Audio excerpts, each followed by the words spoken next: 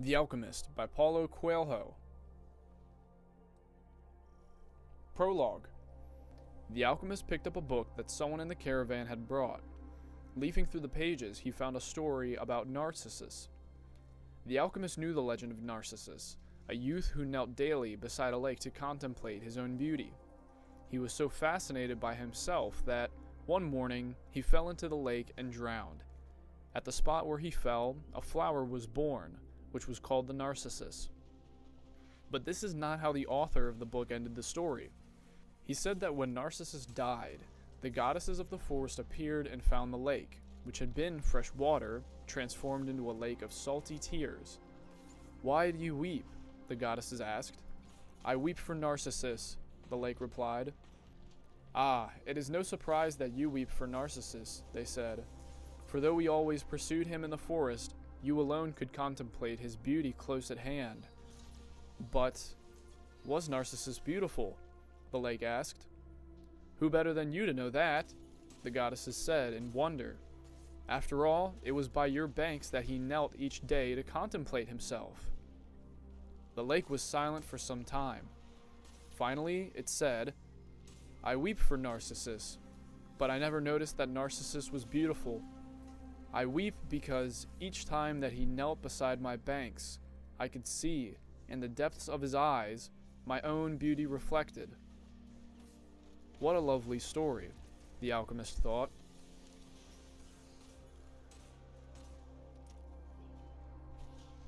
Part 1. The boy's name was Santiago. Dusk was falling as the boy arrived with his herd at the abandoned church. The roof had fallen in long ago, and an enormous sycamore had grown on the spot where sacristy had once stood. He decided to spend the night here. He saw to it that all the sheep entered through the ruined gate, and then laid some planks across it to prevent the flock from wandering away during the night. There were no wolves in the region, but once an animal had strayed during the night, and the boy had had to spend the entire next day searching for it. He swept the floor with his jacket and lay down, using the book he had just finished reading as a pillow. He told himself that he would have to start reading thicker books. They lasted longer and made more comfortable pillows. It was still dark when he awoke, and, looking up, he could see the stars through the half-destroyed roof. I wanted to sleep a little bit longer, he thought. He had had the same dream that night as a week ago, and once again he had awakened before it ended. He arose and, taking up his crook, began to awaken the sheep that still slept. He had noticed that, as soon as he awoke, most of his animals also began to stir. It was as if some mysterious energy bound his life to that of the sheep, with whom he had spent the past 2 years, leading them through the countryside in search of food and water. "They are so used to me that they know my schedule," he muttered. Thinking about that for a moment, he realized that it could be the other way around, that it was he who had become accustomed to their schedule. But there were certain of them who took a bit longer to awaken. The boy prodded them, one by one, with his crook, calling each by name. He had always believed that the sheep were able to understand what he said, so there were times when he read them parts of his books that had made an impression on him, or when he would tell them the loneliness or the happiness of a shepherd in the fields. Sometimes he would comment to them on the things he had seen in the villages they passed. But, for the past few days, he had spoken to them about only one thing: the girl, the daughter of a merchant who lived in the village they would reach in about 4 days. He had been to the village only once, the year before. The merchant was a proprietor of a dry goods shop, and he always demanded that the sheep be sheared in his presence so that he would not be cheated. A friend had told the boy about the shop, and he had taken his sheep there. "I need to sell some wool," the boy told the merchant. The shop was busy, and the man asked the shepherd to wait until the afternoon. So the boy sat on the steps of the shop and took a book from his bag. "I didn't know shepherds knew how to read," said a girl's voice behind him. The girl was typical of the region of Andalusia, with flowing black hair and eyes that vaguely recalled the Moorish conquerors. "Well, usually I learn more from my sheep than from my books," he answered. During the 2 hours that they talked, she told him she was the merchant's daughter, and spoke of life in the village, where each day was all like the others. During the 2 hours that they talked, she told him she was the merchant's daughter, and spoke of life in the village, where each day was like all the others. The shepherd told her of the Andalusian countryside, and related the news from other towns where he had stopped. It was a pleasant change from talking to his sheep. "How did you learn how to read?" the girl asked at one point. "Like everybody learns," he said. "In school."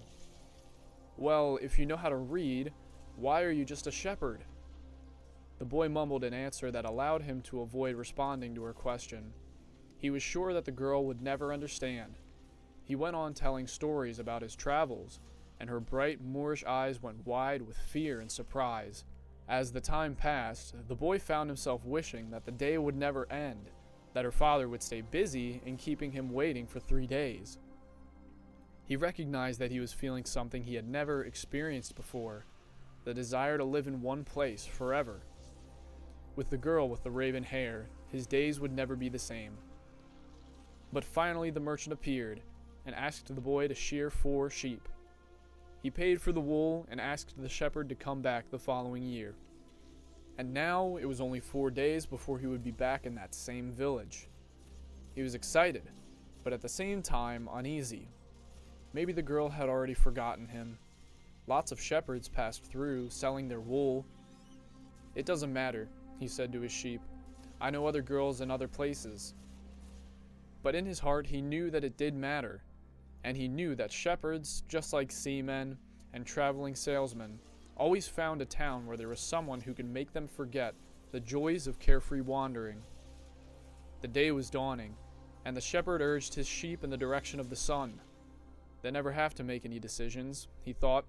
Maybe that's why they always stay close to me. The only things that concerned the sheep were food and water. As long as the boy knew how to find the best pastures in Andalusia, they would be his friends. Yes, their days were all the same, with the seemingly endless hours between sunrise and dusk.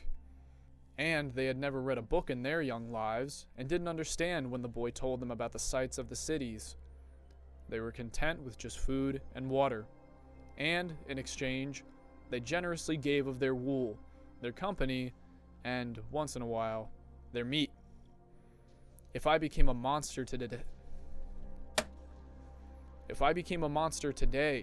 and decided to kill them, one by one, they would become aware after only most of the flock had been slaughtered, thought the boy.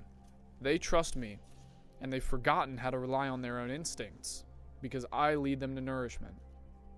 The boy was surprised at his thoughts. Maybe the church, with the sycamore growing from within, had been haunted. It had caused him to have the same dream a second time, and it was causing him to feel anger toward his faithful companions.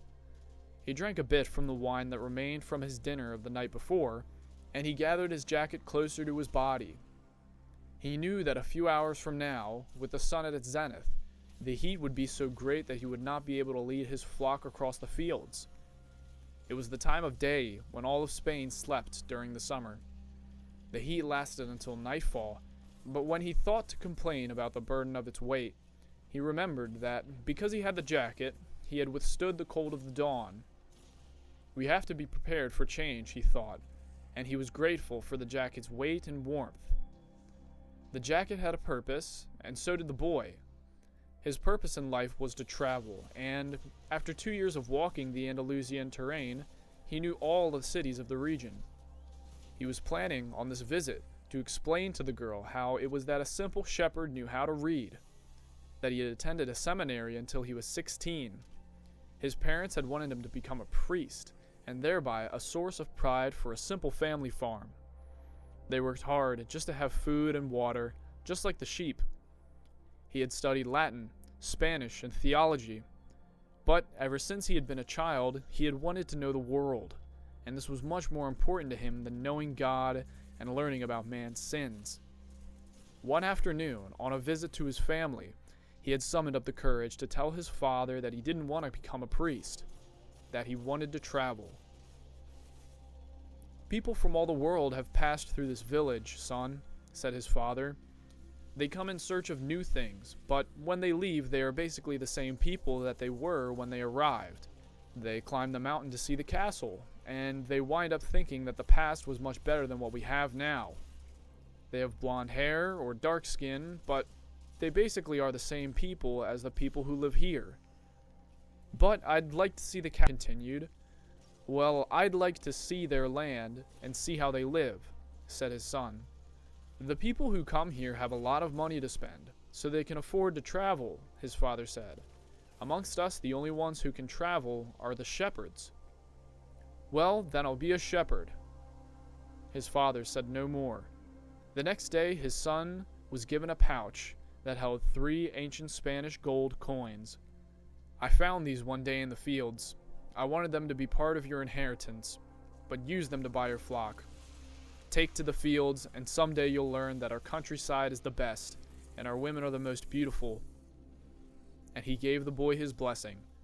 The boy could see in his father's gaze the desire to be able to, himself, travel the world. A desire that was still alive, despite his father's having had to bury it over dozens of years under the burden of struggling for water to drink, food to eat, and the same place to sleep every night of his life. The horizon was tinged, and suddenly the sun appeared. The boy thought to that conversation with his father, and felt happy. He had already seen many castles and met many women, but none the equal of the one who waited him several days hence. He owned a jacket, a book he could trade for another, and a flock of sheep. But most important, he was able to, every day, live out his dream. If he were to tire of the Andalusian fields, he could sell his sheep and go to sea. By the time he had had enough of the sea, he would already have known other cities, other women, and other chances to be happy. I couldn't have found God in the seminary, he thought, as he looked at the sunrise. Whenever he could, he sought out a new road to travel. He had never been to that ruined church before, in spite of having traveled through those parts many times. The world was huge and inexhaustible. He had only to allow his sheep to set the route for a while, and he would discover other interesting things. The problem is that they don't even realize they're walking a new road every day. They don't see that the fields are new, and the seasons change. All they think about is food and water. Maybe we're all that way, the boy mused. Even me. I haven't thought of other women since I met the merchant's daughter. Looking at the sun, he calculated that he would be able to reach Tarifa before midday. There, he could exchange his book for a thicker one, fill his wine bottle, shave, and have a haircut. He had to prepare himself for his meeting with the girl, and he didn't want to think about the possibility of some other shepherd with a larger flock of sheep arriving there before him and asking for her hand.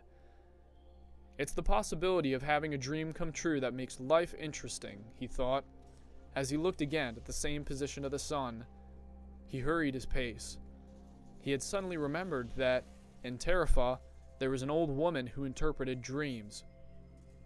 The old woman led the boy to a room at the back of her house. It was separated from her living room by a curtain of colored beads. The room's furnishings consisted of a table, an image of the Sacred Heart of Jesus, and 2 chairs. The woman sat down and told him to be seated as well. Then she took both of his hands in hers and began quietly to pray. It sounded like a gypsy prayer. The boy had already had experience on the road with gypsies. They also traveled, but they had no flocks of sheep. People said that gypsies spent their lives tricking others. It was also said that they had had a pact with the devil, and that they kidnapped children, taking them away to their mysterious camps, making them their slaves. As a child, the boy had always been frightened to death that he would be captured by gypsies, and this childhood fear returned when the old woman took his hands in hers. But she has the Sacred Heart of Jesus there, he thought, trying to reassure himself. He didn't want his hand to begin trembling, showing the old woman that he was fearful. He recited an Our Father, silently. "Very interesting," said the woman, never taking her eyes away from the boy's hands, and then she fell silent. The boy became nervous. His hands began to tremble, and the woman sensed it. He quickly pulled his hands away. "I didn't come here to have you read my palm," he said, already regretting having come. He thought for a moment that it would be better to pay her fee and just leave without learning a thing, that he was giving too much importance to a recurring dream. "You came so you could learn about your dreams," said the old woman. "And the dreams are the language of God. When he speaks in our language, I can interpret what he has said. But if he speaks in the language of the soul, it is only you who can understand. But whichever it is, I'm going to charge you for the consultation." Another trick, the boy thought. But he decided to take a chance. A shepherd always takes his chances with wolves and with drought, and that's what makes a shepherd's life exciting. "I have had the same dream twice," he said. "I dreamed that I was in a field with my sheep when a child appeared and began to play with the animals. I don't like people to do that because sheep are afraid of strangers. But children always seem to be able to play with them without frightening them. I don't know why. I don't know how animals know the age of human beings." "Tell me more about your dream," said the woman. "I have to get back to my cooking, and since you don't have much money, I can't give you a lot of time."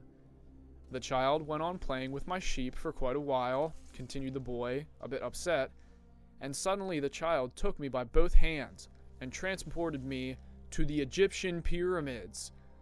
He paused for a moment to see if the woman knew what the Egyptian pyramids were, but she said nothing. "Then, at the Egyptian pyramids," he said the last 3 words slowly, so that the old woman would understand, "the child said to me, 'If you come here, you will find a hidden treasure.' And just as she was about to show me the exact location, I woke up, both times." The woman was silent for some time. Then she again took his hands and studied them carefully. "I'm not going to charge you anything now," she said, "but I want 1/10 of the treasure if you find it." The boy laughed, out of happiness. He was going to be able to save a little money because he had had a dream about hidden treasure. "Well, interpret the dream," he said. "First, swear to me. Swear to me that you will give me 1/10 of your treasure in exchange for what I'm going to tell you." The shepherd swore that he would. The old woman asked him to swear again, while looking at the image of the Sacred Heart of Jesus. "It's a dream in the language of the world," she said. "I can interpret it, but the interpretation is very difficult. That's why I feel I deserve a part of what you find. And this is my interpretation. You must go to the pyramids in Egypt. I have never heard of them, but if it was a child who showed them to you, they exist. There you will find a treasure that will make you a rich man." The boy was surprised, and then irritated. He didn't need to seek out the old woman for this, but then he remembered that he wasn't going to have to pay anything. "I didn't need to waste my time just for this," he said. "I told you that your dream was a difficult one. It's the simple things in life that are the most extraordinary. Only wise men are able to understand them, and since I am not wise, I have had to learn other arts, such as reading palms." "Well, how am I going to get to Egypt?" "I only interpret dreams. I don't know how to turn them into reality. That's why I have to live off of what my daughters provide me with." "And what if I never get to Egypt?" "Then I don't get paid. It wouldn't be the first time." And the woman told the boy to leave, saying she had already wasted too much time with him. So the boy was disappointed. He decided that he would never again believe in dreams. He remembered that he had a number of things he had to take care of. He went to the market for something to eat, he traded his book for one that was thicker, and found a bench in the plaza where he could sample the new wine he had bought. The day was hot, and the wine was refreshing. The sheep were at the gates of the city, in a stable that belonged to a friend. The boy knew a lot of people in the city. That's what made traveling appeal to him. He always made new friends, and they didn't need to spend all of his time with them. When someone sees the same people every day, as it happened with him at the seminary, they wind up becoming a part of that person's life. And then they want that person to change. If someone isn't what others want them to be, the others become angry. Everyone seems to have a clear idea of how other people should lead their lives, but none about his or her own. He decided to wait until the sun had sunk a bit lower in the sky before leaving his flock through the fields. 3 days from now, he would be with the merchant's daughter. He started to read the book that he had bought.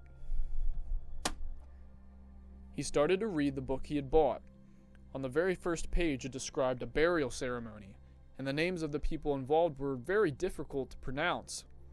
If he had ever wrote a book, he thought he would present one person at a time so that the reader wouldn't have to worry about memorizing so many names.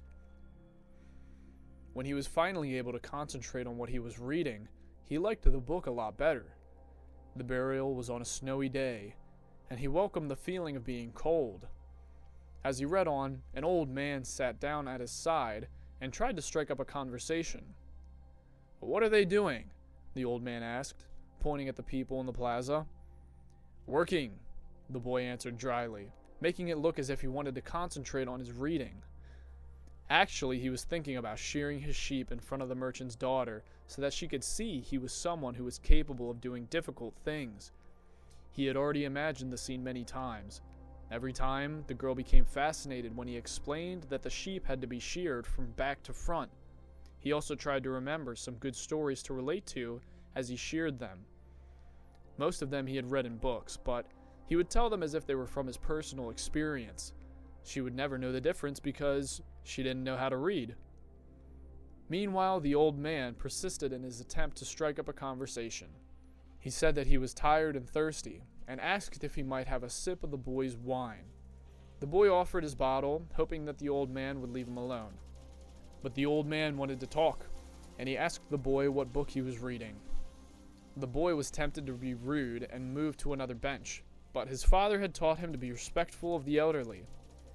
So he held out the book to the man, for 2 reasons. First, that he himself wasn't sure how to pronounce the title, and second, that if the old man didn't know how to read, he would probably feel ashamed and decide of his own accord to change benches. Said the old man, looking at all sides of the book, as if it were some strange object. "This is an important book, but it's really irritating." The boy was shocked. The old man knew how to read, and had already read the book. And if the book was irritating, as the old man had said, the boy still had time to change it for another. "It's a book that says the same thing almost all other books in the world say," continued the old man. "It describes people's inability to choose their own personal legends, and it ends up saying that everyone believes the world's greatest lie." "What's the world's greatest lie?" the boy asked, completely surprised. "It's this, that at a certain point in our lives we lose control of what's happening to us, and our lives become controlled by fate. That's the world's biggest lie." "That's never happened to me," the boy said. "They wanted me to be a priest, but I decided to become a shepherd." "Much better," said the old man, "because you really like to travel." "He knew what I was thinking," the boy said to himself. The old man, meanwhile, was leafing through the book, without seeming to want to return it at all. The boy noticed that the man's clothing was strange. He looked like an Arab, which was not unusual in those parts. Africa was only a few hours from Tarifa. One only had to cross the narrow straits by boat. Arabs often appeared in the city, shopping and chanting their strange prayers several times a day. "Where are you from?" the boy asked. "From many places." "One cannot be from many places," the boy said. "I am a shepherd, and I have been to many places, but I only come from one place, from a city near an ancient castle. That is where I was born." "Well then, we could say that I was born in Salem." The boy didn't know where Salem was, but he didn't want to ask, fearing that he would appear ignorant. He looked at the people on the plaza for a while. They were coming and going, and all of them seemed to be very busy. "So, what is Salem like?" he asked, trying to get some sort of clue. "Like it has always been." No clue yet, but he knew that Salem wasn't in Andalusia. If it were, he would already have heard of it. "And what do you do in Salem?" he insisted. "What do I do in Salem?" the old man laughed. "Well, I'm the king of Salem." People say strange things, the boy thought. Sometimes it's better to be with the sheep, who don't say anything, and better still to be alone with one's books. They tell their incredible stories at the time when you want to hear them. But when you're talking to people, some say strange things that are just so strange You don't know how to continue the conversation. My name is Melchizedek, said the old man. How many sheep do you have? Enough, said the boy. He could see that the old man wanted to know more about his life. Well, then, we've got a problem. I can't help you if you feel you've got enough sheep. The boy was getting irritated. He wasn't asking for help. It was the old man who had asked for a drink of his wine and had started the conversation. Give me my book, the boy said. I have to go and gather my sheep and get going. Give me 1/10 of your sheep, said the old man, and I'll tell you how to find the hidden treasure. The boy remembered his dream, and suddenly everything was clear to him. The old woman hadn't charged him anything, but the old man, maybe he was her husband, was going to find a way to get much more money in exchange for information about something that didn't even exist. The old man was probably a gypsy too. But before the boy could say anything, the old man leaned over, picked up a stick, and began to write in the sand of the plaza. Something bright reflected from his chest with such intensity that the boy was momentarily blinded. With a movement that was too quick for someone of his age, the man covered whatever it was with his cape. When his vision returned to normal, the boy was able to read what the old man had written in the sand. There, in the sand of the plaza in that small city, the boy read the names of his father and his mother, and the name of the seminary he had attended. He read the name of the merchant's daughter, which he hadn't even known, and he had read things that he had never told anyone. I'm the king of Salem, said the old man. Why would a king be talking with a shepherd? The boy asked, awed and embarrassed. For several reasons, but let's say that the most important is that you have succeeded in discovering your personal legend. The boy didn't know what a personal legend was. It's what you have always wanted to accomplish. Everyone, when they are young, knows what their personal legend is. At that point in their lives, everything is clear and everything possible. They are not afraid to dream and to yearn for everything that they would like to see happen to them in their lives. But as time passes, a mysterious force begins to convince them that it will be impossible for them to realize their personal legend. None of what the old man was making any sense to the boy, but he wanted to know what the mysterious force was. The merchant's daughter would be impressed when he told her about that. It's a force that appears to be negative, but actually shows you how to realize your own personal legend. It prepares your spirit and your will, because there is one great truth on this planet. Whoever you are, or whatever it is you do, when you really want something, it's because that desire originated in the soul of the universe. It's your mission on Earth. Even when all you want to do is travel, or marry the daughter of a textile merchant? Yes, even search for treasure. The soul of the world is nourished by people's happiness, and also by unhappiness, envy, and jealousy. To realize one's personal legend is a person's only real obligation. All things are one. And when you want something, all of the universe conspires in helping you to achieve it. They were both silent for a time, observing the plaza and the townspeople. It was the old man who spoke first. Why do you tend to a flock of sheep? Because I like to travel. The old man pointed to a baker standing in his shop window at one corner of the plaza. When he was a child, that man wanted to travel too, but he decided first to buy his bakery and put some money aside. When he's an old man, he's going to spend a month in Africa. He never realized that people are capable at any time in their lives of doing what they dream of. He should have decided to become a shepherd, the boy said. Well, he thought about that, the old man said, but bakers are more important people than shepherds. Bakers have homes, while shepherds sleep out in the open. Parents would rather see their children marry bakers than shepherds. The boy felt a pang in his heart, thinking about the merchant's daughter. Surely there was a baker in her town. The old man continued, in the long run, what people think about shepherds and bakers becomes more important for them than their own personal legends. The old man leafed through the book, and fell to reading a page that he came to. The boy waited, and then interrupted the old man just as he himself had been interrupted. Why are you telling me all this? Because you are trying to realize your personal legend. and because you're at the point where you're about to give it all up. And that's when you always appear on the scene? Not always in this way, but I always appear in one form or another. Sometimes I appear in the form of a solution or a good idea. Other times, at a crucial moment, I make it easier for things to happen. There are other things that I do too, but most of the time people don't realize I've done them. The old man related that the week before he had been forced to appear before a miner and had taken the form of a stone. The miner had abandoned everything to go mining for emeralds.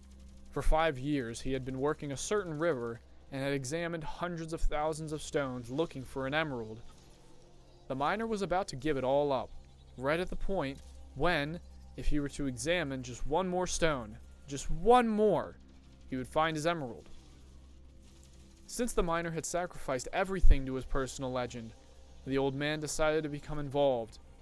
He transformed himself into a stone that rolled up to the miner's foot. The miner, with all the anger and frustration of his 5 fruitless years, picked up the stone and threw it aside.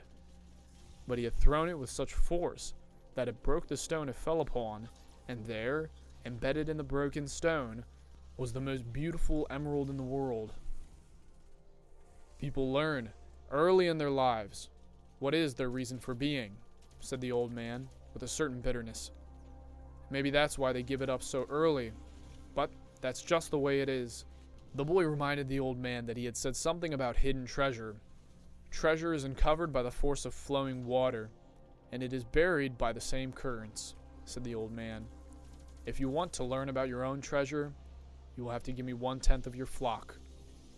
What about 1/10 of my treasure? The old man looked disappointed. If you start out by promising what you don't even have yet, you'll lose your desire to work toward getting it. The boy told him that he had already promised to give 1/10 of his treasure to the gypsy. Gypsies are experts at getting people to do that, sighed the old man. In any case, it's good that you've learned that everything in life has its price. This is what the warriors of light try to teach. The old man returned the book to the boy. Tomorrow, at this same time, bring me 1/10 of your flock, and I will tell you how to find the hidden treasure. Good afternoon. And he vanished around the corner of the plaza. The boy began again to read his book, but he was no longer able to concentrate. He was tense and upset, because he knew that the old man was right. He went over to the bakery and bought a loaf of bread, thinking about whether or not he should tell the baker what the old man had said about him. Sometimes it's better to leave things as they are, he thought to himself, and decided to say nothing. If he were to say anything, the baker would spend 3 days thinking about giving it all up, even though he had gotten used to the way things were. The boy could certainly resist causing that kind of anxiety for the baker, so he began to wander through the city, and found himself at the gates. There was a small building with a window at which people bought tickets to Africa. He knew that Egypt was in Africa. "Can I help you?" said the man behind the window. "Maybe tomorrow," the boy said, moving away. If he sold just one of his sheep, he would have enough to get to the other shore of the strait. The idea frightened him. "Another dreamer," said the ticket seller to his assistant, watching the boy walk away. "He doesn't have enough money to travel." While standing at the ticket window, the boy had remembered his flock and decided he should go back to being a shepherd. In 2 years, he had learned everything about shepherding. He knew how to shear sheep, how to care for pregnant ewes, and how to protect sheep from the wolves. He knew all about the fields and the pastures of Andalusia. He knew what was a fair price for every one of his animals. He decided to return to his friend's stable by the longest route possible. He wanted to walk past the city's castle. He interrupted his return and climbed one of the stone ramps that led to the top of the wall. From there, he could see Africa in the distance. Someone had once told him that it was from there that the Moors had come to occupy all of Spain. He could see almost the entire city from where he sat, including the plaza where he had talked to the old man. Curse the moment I met that old man, he thought. He had come to the town only to find a woman who could interpret his dream. Neither the woman nor the old man was at all impressed by the fact that he was a shepherd. They were solitary individuals who no longer believed in things and didn't understand that shepherds become attached to their sheep. He knew everything about each member of his flock. He knew which ones were lame, which one was to give birth 2 months from now, which was the laziest. He knew how to shear them and how to slaughter them. If he had ever decided to leave them, they would suffer. The wind began to pick up. He knew that wind. People called it the Levanter, because on it the Moors had come from the Levant at the eastern end of the Mediterranean. The Levanter increased in intensity. Here I am, between my flock and my treasure, the boy thought. He had to choose between something that he had become accustomed to and something he wanted to have. There was also the merchant's daughter, but she wasn't as important as his flock because she didn't depend on him. Maybe she didn't even remember him at all. He was sure that it made no difference to her on which day he appeared. For her, every day is the same, and when each day is the same as the next, it's because people fail to recognize the good things that happen in their lives every day that the sun rises. I left my father, and my mother, and the town castle. They've gotten so used to my being away, and so have I. The sheep will get used to my not being there, too, the boy thought. From where he sat, he could observe the plaza. People continued to come and go from the baker's shop. A young couple sat on the bench where he had talked to the old man, and they kissed. That baker, he said to himself, without completing the thought. The Levanter was getting stronger, and he felt its force on his face. The wind that had brought the Moors, yes, but it also brought the smell of the desert and of veiled women. It had brought with it the sweat and the dreams of men who had once left to search for the unknown, for gold and for adventure, and for the pyramids. The boy felt jealous of the freedom of the wind, and saw that he could have the same freedom himself. There was nothing to hold him back except himself. The sheep, the merchant's daughter, and the fields of Andalusia were only steps along the way to his personal legend. The next day, the boy met the old man at noon. He brought 6 sheep with him. "I'm surprised," the boy said. "My friend bought all the other sheep immediately. He said that he had always dreamed of being a shepherd, and that it was a good omen." "That's the way it always is," the old man said. "It's called the principle of favorability. When you play cards for the first time, you are almost always sure to win. Beginner's luck. Why is that? Because there is a force that wants you to realize your personal legend. It whets your appetite with a taste of success." Then the old man began to inspect the sheep, and he saw that one was lame. The boy explained that it wasn't important, since the sheep was the most intelligent of the flock and produced the most wool. "Where is the treasure?" he asked. "It's in Egypt, near the pyramids." The boy was startled. The old woman had said the same thing, but she hadn't charged him anything. "In order to find the treasure, you will have to follow the omens. God has prepared a path for everyone to follow. You just have to read the omens that he has left for you." Before the boy could reply, a butterfly appeared and fluttered between him and the old man. He remembered something his grandfather had once told him, that butterflies were a good omen, like crickets and like grasshoppers, like lizards and 4-leaf clovers. "That's right," said the old man, able to read the boy's thoughts. "Just as your grandfather taught you. These are good omens." The boy opened his cape. The old man opened his cape, and the boy was struck by what he saw. The old man wore a breastplate of heavy gold, covered with precious stones. The boy recalled the brilliance that he had noticed on the previous day. He really was a king. He must be disguised to avoid encounters with thieves. "Take these," said the old man, holding out a white stone and a black stone that had been embedded at the center of the breastplate. "They are called Urim and Thummim. The black signifies yes, and the white signifies no. When you are unable to read omens, they will help you to do so. Ask always an objective question. But if you can, try to make your own decision. The treasure is at the pyramids, that you already knew. But I had to insist the payment of 6 sheep because I helped you make your decision." The boy put the stones in his pouch. From then on, he would make his own decisions. Don't forget that everything you deal with is only one thing and nothing else. And don't forget the language of omens. And above all, don't forget to follow your personal legend through to its conclusion. But before I go, I want to tell you a little story. A certain shopkeeper sent his son to learn about the secret of happiness from the wisest man in the world. The lad wandered through the desert for 40 days and finally came upon a beautiful castle high atop a mountain. It was there that the wise man lived. Rather than finding a saintly man, though, our hero, on entering the main room of the castle, saw a hive of activity. Tradesmen came and went, people were conversing in the corners, a small orchestra was playing soft music, and there was a table covered with platters of the most delicious food in that part of the world. The wise man conversed with everyone, and the boy had to wait 2 hours before it was his turn to be given the man's attention. The wise man listened attentively to the boy's explanation of why he had come, but told him that he didn't have time just then to explain the secret of happiness. He suggested that the boy look around the place and return in 2 hours. "Meanwhile, I want you to do something," said the wise man, handing the boy a teaspoon that held 2 drops of oil. "As you wander around, carry the spoon with you, without allowing the oil to spill." The boy began climbing and descending the many stairways of the palace, keeping his eyes fixed on the spoon.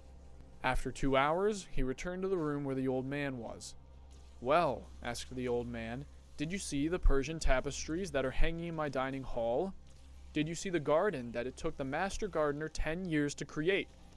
Did you notice the beautiful parchments in my library?" The boy was embarrassed, and confessed that he had observed nothing. His only concern had been not to spill the oil that the wise man had entrusted to him. "Then go back and observe the marvels of my world," said the wise man. "You cannot trust a man if you don't know his house." Relieved, the boy picked up the spoon and returned to his exploration of the palace, this time observing all the works of art on the ceilings and the walls. He saw the gardens, the mountains all around him, the beauty of the flowers, and the taste with which everything had been selected. Upon returning to the wise man, he related in detail everything he had seen. "But where are the drops of oil that I entrusted to you?" asked the wise man. Looking down at the spoon he held, the boy saw that the oil was gone. "Well, there is only one piece of advice that I can give you," said the wisest of wise men. "The secret to happiness is to see all the marvels of the world, and to never forget the drops of oil on the spoon." The shepherd said nothing. He understood the story the old man had told him. A shepherd may like to travel, but he should never forget about his sheep. The old man looked at the boy, and with his hands held together, made several strange gestures over the boy's head. Then, taking his sheep, he walked away. At the highest point in Tarifa, there is an old fort, built by the Moors. Atop its walls, one can catch a glimpse of Africa. Melchizedek, the king of Salem, sat on the wall of the fort that afternoon and felt the lavender air blowing on his face. The sheep fidgeted nearby, uneasy with their new owner, and excited with so much change. All they wanted was food and water. Melchizedek watched a small ship that was plowing its way out of the port. He would never again see the boy, just as he had never seen Abraham again after having charged him his 1/10 fee. That was his work. The gods should not have desires, because they don't have personal legends. But the king of Salem hoped desperately that the boy would be successful. "It's too bad he's quickly going to forget my name," he thought. "I should have repeated it for him. Then, when he spoke about me, he would say that I am Melchizedek, the king of Salem." He looked to the skies, feeling a bit abashed, and said, "I know it's the vanity of vanities, as you said, my lord. But an old king sometimes has to take pride in himself." "How strange Africa is," thought the boy. He was sitting in a bar very much like other bars he had seen along the narrow straits of the Tangier. Some men were smoking from a gigantic pipe that they passed from one to another. In just a few hours he had seen men walking hand in hand, women with their faces covered, and priests that climbed to the top of towers and chanted, as everyone around him went to their knees and placed their foreheads on the ground. "A practice of infidels," he said to himself. As a child in church, he had always looked at the image of Saint Santiago Matamoros on his white horse, his sword unsheathed, and figures such as these kneeling at his feet. The boy felt ill and terribly alone. The infidels had an evil look about them. Besides this, in the rush of his travels he had forgotten a detail, just one detail, which could keep him from his treasure for a long time. Only Arabic was spoken in this country. The owner of the bar approached him, and the boy pointed to a drink that had been served at the next table. It turned out to be a bitter tea. The boy preferred wine. But he didn't need to worry about that right now. What he had to be concerned about was his treasure, and how he was going to go about getting it. The sale of his sheep had left him with enough money in his pouch, and the boy knew that in money there was a magic. Whoever has money is never really alone. Before long, maybe in just a few days, he would be at the pyramids. An old man with a breastplate of gold wouldn't have lied just to acquire 6 sheep. The old man had spoken about signs and omens, and as the boy was crossing the strait, he had thought about omens. Yes, the old man had known what he was talking about.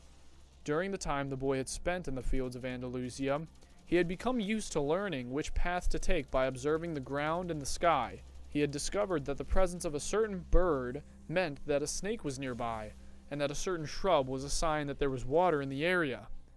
A sheep had taught him that. If God leads the sheep so well, so he will also lead a man, the boy thought, and that made him feel better. The tea seemed less bitter. "Who are you?" he heard a voice ask him in Spanish. The boy was relieved. He was thinking about omens, and someone had appeared. "How come you speak Spanish?" he asked. The new arrival was a young man in Western dress, but the color of his skin suggested that he was from this city. He was about the same age and the same height as the boy. "Almost everyone here speaks Spanish. We're only 2 hours from Spain." "Sit down. Let me treat you to something," said the boy, "and ask for a glass of wine for me. I hate this tea." "There is no wine in this country," the young man said. "The religion here forbids it." The boy then told him that he needed to get to the pyramids. He almost began to tell him about his treasure, but decided not to do so. If he did, it was possible that the Arab would want a part of it as payment for taking him there. He remembered what the old man had said about offering something you don't even have yet. "I'd like you to take me there if you can. Can I pay you to serve as a guide?" "Do you have any idea how to get there?" the newcomer asked. The boy noticed that the owner of the bar stood nearby, listening attentively to their conversation. He felt uneasy at the man's presence, but he had found a guide and he didn't want to miss out on an opportunity. "You have to cross the entire Sahara Desert," said the young man, "and to do that, you need money. I need to know whether you have enough." The boy thought it was a strange question, but he trusted in the old man, who said that when you really want something, the universe always conspires in your favor. He took his money from his pouch and showed it to the young man. The owner of the bar came over and looked as well. The 2 men exchanged some words in Arabic. The owner seemed irritated. "Let's get out of here," said the new arrival. "He wants us to leave." The boy was relieved. He got up to pay the bill, but the owner grabbed him and began to speak to him in an angry stream of words. The boy was strong and wanted to retaliate, but he was in a foreign country. His friend pushed aside the owner and pulled the boy aside with him.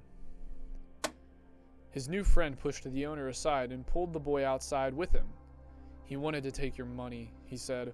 "Tangier is not like the rest of Africa. This is a port, and every port has its thieves." The boy trusted his new friend. He had helped him out in a dangerous situation.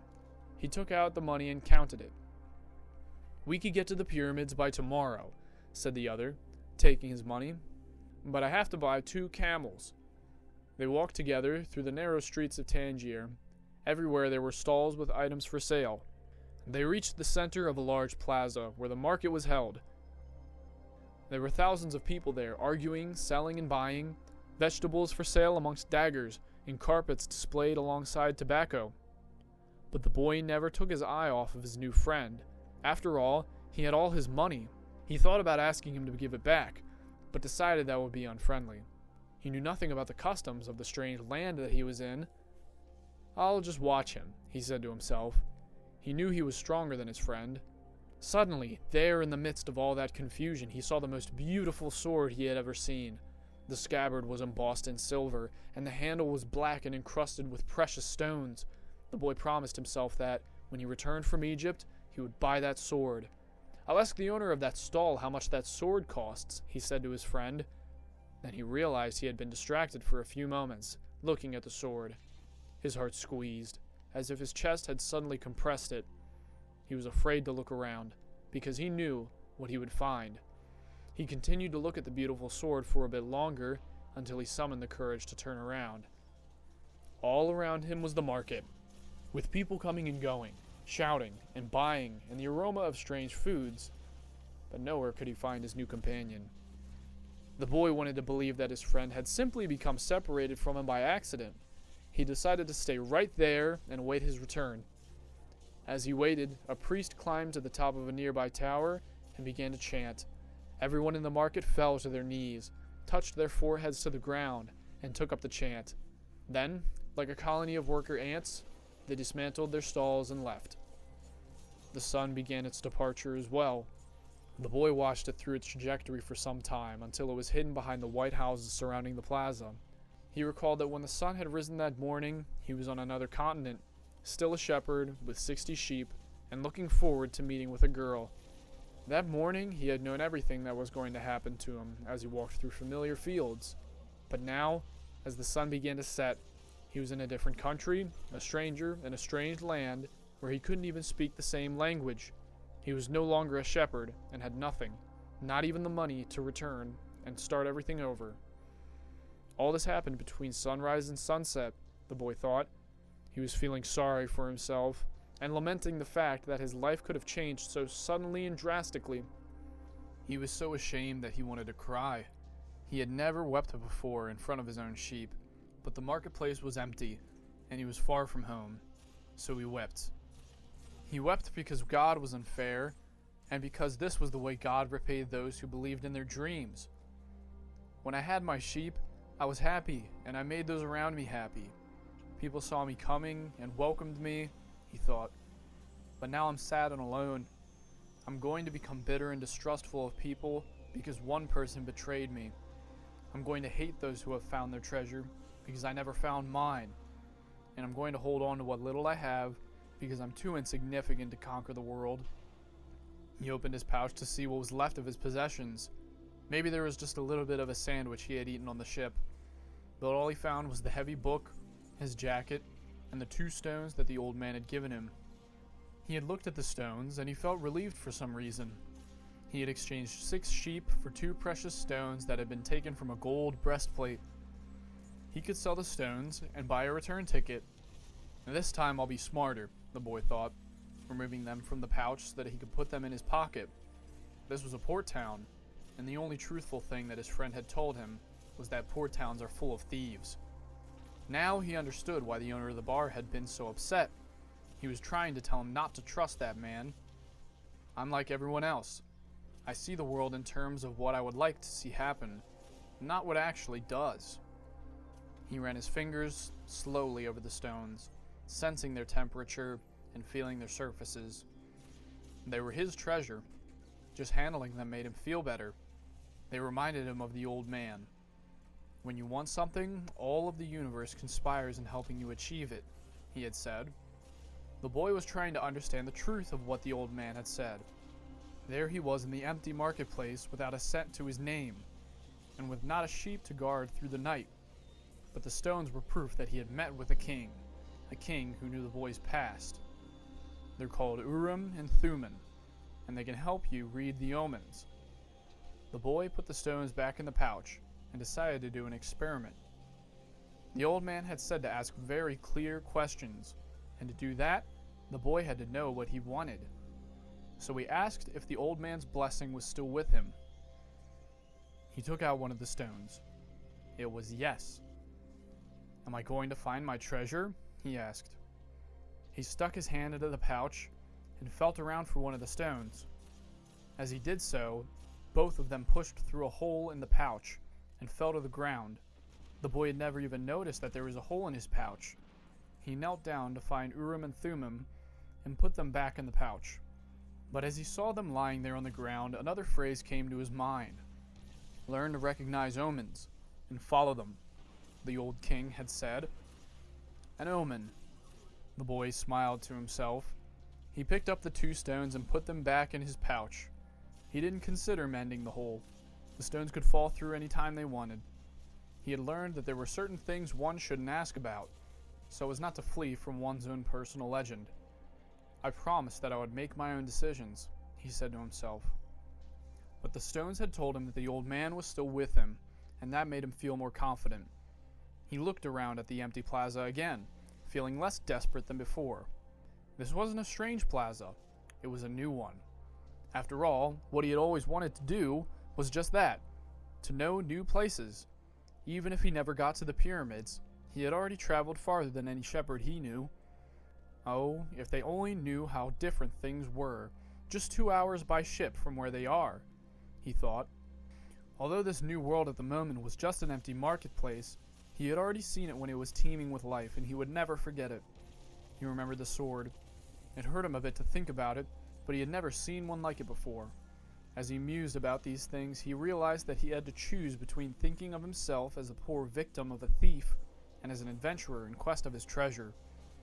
I am an adventurer looking for treasure, he said to himself. He was shaken into wakefulness by someone. He had fallen asleep in the middle of the marketplace, and life in the plaza was about to resume. Looking around, he saw his sheep, and then realized that he was in a new world. But instead of being saddened, he was happy. He no longer had to seek out food and water for the sheep. He could go in search of his treasure instead. He had not a cent in his pocket, but he had faith. He had decided, the night before, that he would be as much an adventurer as the ones he had admired in books. He walked slowly through the market. The merchants were assembling their stalls, and the boy helped a candy seller to do his. The candy seller had a smile on his face. He was happy, aware of what his life was about, and ready to begin a day's work. His smile reminded the boy of the old man, the mysterious old king he had met. This candy merchant isn't making candy so that later he can travel or marry a shopkeep's daughter. He's doing it because it's what he wants to do, thought the boy. He realized that he could do the same thing the old man had done, sense whether a person was near or far from his personal legend, just by looking at them. It's easy, and yet I've never done it before, he thought. When the stall was assembled, the candy seller offered the boy the first sweet he had made of the day. The boy thanked him, ate it, and went on his way. When he had only gone a short distance, he realized that while they were erecting the stall, one of them had spoken Arabic and the other Spanish, and they had understood each other perfectly well. There must be some kind of language that doesn't depend on words, the boy thought. I've already had that experience with my sheep, and now it's happening with people. He was learning a lot of new things. Some of them were things that he had already experienced, and weren't really new, but that he had never perceived before. And he had never perceived them because he had become accustomed to them. He realized, if I can learn to understand this language without words, I can understand the world. Relaxed and unhurried, he resolved that he would walk through the narrowness of the streets of Tangier. Only in that way would he be able to read the omens. He knew that it would require a lot of patience, but shepherds know all about patience. Once again, he saw that, in that strange land, he was applying the same lessons he had learned with his sheep. All things are one, the old man had said. The crystal merchant awoke with the day, and felt the same anxiety that he felt every morning. He had been in the same place for 30 years, a shop at the top of a hilly street where few customers passed. Now it was too late to change anything. The only thing he had ever learned to do was to buy and sell crystal glassware. There had been a time when many people knew about his shop. Arab merchants, French and English geologists, German soldiers who were always well-heeled. In those days it had been wonderful to be selling crystal, and he had thought that he would be rich and have beautiful women at his side as he grew older. But as time passed, Tangier passed. The nearby city of Ceuta had grown faster than Tangier, and business had fallen off. Neighbors moved away, and there remained only a few small shops on the hill, and no one was going to climb the hill just to browse through a few small shops. But the crystal merchant had no choice. He had lived 30 years of his life buying and selling crystal pieces, and now it was too late to do anything else. He had spent the entire morning observing, the infrequent comings and goings in the street. He had done this for years, and knew the schedule of everyone who passed. But, just before lunchtime, a boy stopped in front of the shop. He was dressed normally, but the practiced eyes of the crystal merchant could see that the boy had no money to spend. Nevertheless, the merchant decided to delay his lunch for a few minutes until the boy moved on. A card hanging in the doorway announced that several languages were spoken in the shop. The boy saw a man appear behind the counter. "I can clean up those glasses in the window if you want," the boy said. "The way they look now, nobody's going to want to buy them." The man looked at him without responding. "In exchange, you could give me something to eat?" The man still said nothing, and the boy sensed that he was going to have to make a decision. In his pouch, he had his jacket. He certainly wasn't going to need it in the desert. Taking the jacket out, he began to clean the glasses. In half an hour, he had cleaned all the glasses in the window, and, as he was doing so, 2 customers had entered the shop and bought some crystal. When he had completed the cleaning, he asked the man for something to eat. "Let's go have lunch," said the crystal merchant. He put a sign on the door, and they went to a small cafe nearby. As they sat down at the only table in the place, the crystal merchant laughed. "You didn't have to do any cleaning," he said. "The Quran requires me to feed a hungry person." "Well then, why did you let me do it?" the boy asked. "Because the crystal was dirty, and both you and I needed to cleanse our minds of negative thoughts." When they had eaten, the merchant turned to the boy and said, "I'd like you to work in my shop. 2 customers came in today while you were working, and that's a good omen." "People talk a lot about omens," thought the shepherd, "but they don't really know what they're saying, just as I hadn't realized that for so many years I had been speaking a language without words to my sheep." "Do you want to come work for me?" the merchant asked. "I can work for the rest of today," the boy answered. "I'll work all night, until dawn, and I'll clean every piece of crystal in your shop. In return, I need to get to Egypt tomorrow." The merchant laughed. "Even if you cleaned my crystal for an entire year, even if you earned a good commission selling every piece, you would still have to borrow money to get to Egypt. There are thousands of kilometers of desert between here and there." There was a moment of silence so profound that it seemed the city was asleep. No sound from the bazaars, no arguments among the merchants, no men climbing to the towers to chant, no hope, no adventure, no old kings or personal legends, no treasure and no pyramids. It was as if the world had fallen silent because the boy's soul had. He sat there, staring blankly through the door of the cafe, wishing that he had died, and that everything would end forever at that moment. The merchant looked anxiously at the boy. All the joy he had seen that morning had suddenly disappeared. "I can give you the money that you need to go back to your country, my son," said the crystal merchant. The boy said nothing. He got up, adjusted his clothing, and picked up his pouch. "I'll work for you." And after another long silence, he added, "I need money to buy some sheep."